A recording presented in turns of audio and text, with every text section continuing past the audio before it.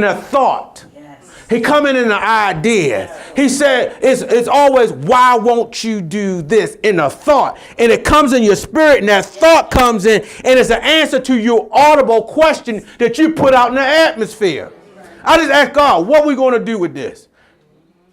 And he might not answer right away, but he answers. Sometimes he answers right away. This is what you should do in your spirit. So even though you out of a friend, out of somebody physically there, you in with God. And the more you in with God, the more God reveals himself and the more real he comes to you. And then you will see that spiritual, physical being in your spirit. God become more and more real. People say Jesus ain't real. The devil is a liar. Yes, he is. He's real. Yes, he is. He's real about everything we do.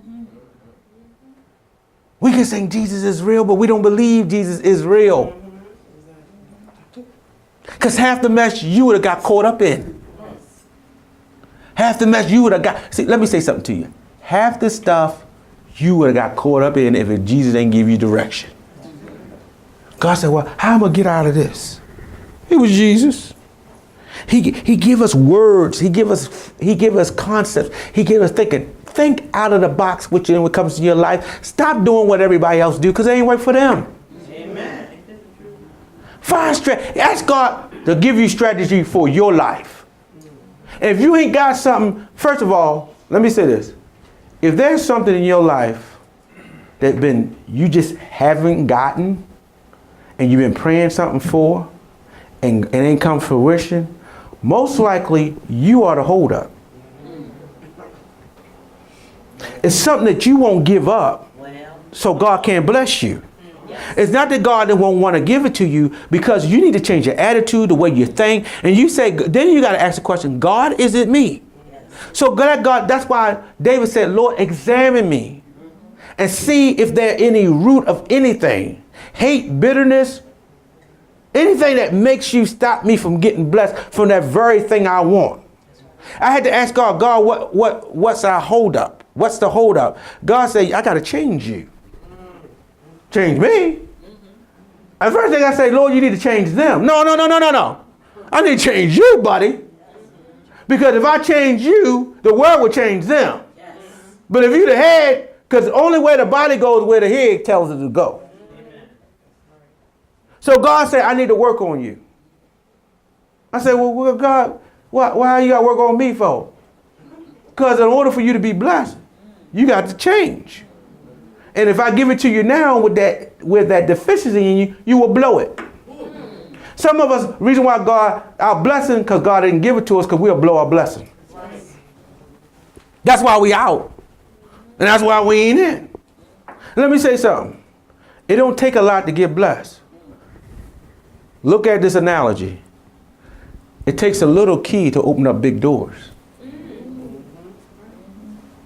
Your key is small. Your door is big.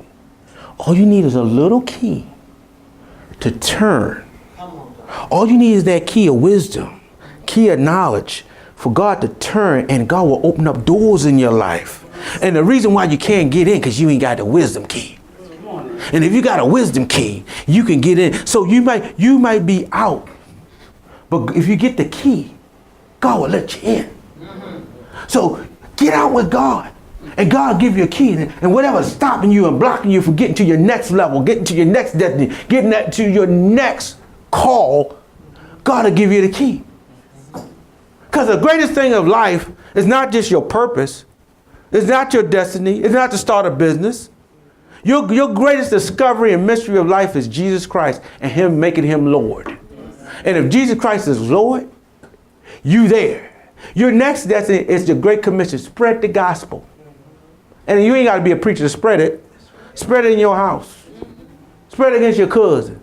I don't care. Let me say this. I'd rather walk this life out and save one person than walk this life out and say, let me say this. I could be a CEO, president of Procter & Gamble, be like Michael Jackson, the biggest star in the world, and took everybody to hell, which will we be down there together, jumping. We're going to be doing some kind of leg, the fire leg, not the stanky leg. We'll be doing something down there. Then I'll get one person saved, and God will give me a star in heaven because you saved that one soul.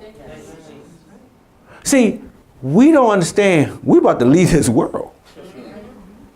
And let me say something. Even though you're young, what's going on nowadays, honestly, I'm scared to bring kids in this world now. I'm frightened for the kids, this is the generation, because I don't know what's going to be walking around. I don't know. If we got war going on now, and when we got folk hooking up, look at 2 countries hooking up. This is starting a one world government. Armageddon is, you see Armageddon forming. We're going to talk about Christmas. You better talk about war. If y'all don't come in the ark of safety now, look at the great falling away. Look how many folk nowadays, it's Christmas, but nobody go to church. Now we're saying happy holidays. I heard fa-la-la-la days. Fa-la-la, this is, we don't say Christmas no more. And everybody selling. The only reason we get it is a festival. It's a marketing tool. Halloween you ain't get the jack-o'-lanterns out. You ain't get the devil Halloween holiday out of the way before Christmas comes. We got the devil and Jesus overlapping now. You ain't see no Christmas till after Thanksgiving. Now it's commercialized. And I asked the children, why we celebrate Christmas? Because to be goodwill towards, man, you can have all the goodwill you want, but that don't mean I'm broke. But I got goodwill to give you money, but I'm broke. Goodwill don't mean nothing. It ain't a store either. And everything in there is used. You can have a goodwill to do stuff, but you don't have the means to do it. God will give you the goodwill and the means. God will give you a goodwill and the supply. What good is if the Bible say, be thou filled and I don't give you what you have need of? Oh, I'm praying for you. I hate when folks say, oh, you get ready to sit out your house. I'm praying for you. Give me some resource. Because right now, me shivering, praying, I thank God for you praying for me. Don't get me wrong. But give me a tent or a smock or a teepee or something. Somewhere. At least pay for me a hotel room for the night where I can stay warm that night and get a nice shower. I don't know what I'm going to do tomorrow, but God may provide tomorrow. But thank you, God, for me do something. Give me a sandwich. And people don't want, see, here it is again. People will always talk about they helping folk only to make themselves look good. But I'd rather, you know what? I thank God for Jesus. Because God told me, Jesus said, if I were even hungry, I wouldn't tell you. Because you know what? I want my supply to come from Christ. Because if my supply comes from you, then I owe you. Then you my God. So, see, that's why I tell folk, I don't get hooked on a treat so I won't get tricked. See, the power is, if God is my source, make God your source. See, man will mess with you. Because man will bless you when they like you and will curse you when they don't like you. So if you know, man, you cool and we all right, and we hanging and we listening to each other and calling each other up. Soon I turned the corner and God said, I want you to go this way. Well, why are you going that way? Well, God told me to go that way. Well, I don't want you to go that way. Well, God, I'm listening to the Lord. Well, I ain't fooling with them no more. Then you find that here come the trick. Because I'm going to stop giving you the treat. I'm going to stop taking care of you, giving you rides, doing that. So I said, God, give me my own car. If I ain't got a car, I will get a bus pass or a bike and get to church or get where I need to go. You can keep it because now you don't control. I might take me longer, but I'll get there. I'll even change my shift. Because when you take power away when you give people back their gift, you take back your power. I'd rather be out with you and out what you give me, and you know what? Be in with God. Because God will supply every need. Don't worry about what's wrong tomorrow. Don't worry about what you don't have tomorrow. Thank God for what you got today. Amen.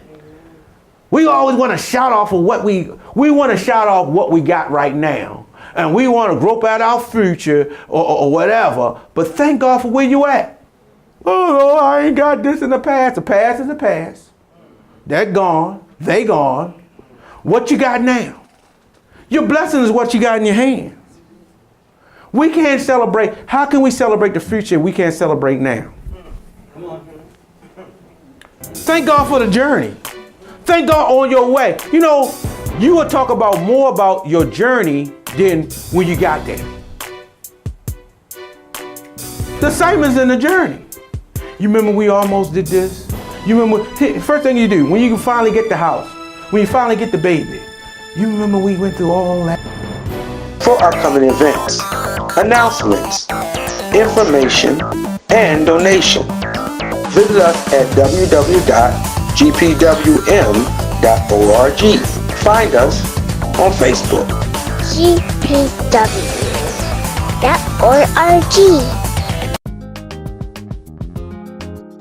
Faith, fellowship, funding, transforming the community, a community outreach. Thanks for watching the GPW broadcast. If you're ever in the Baltimore area, please visit us at our temporary location, Sunday mornings at 11:30 a.m. Also, you can visit us on our website at www.gpwm.org.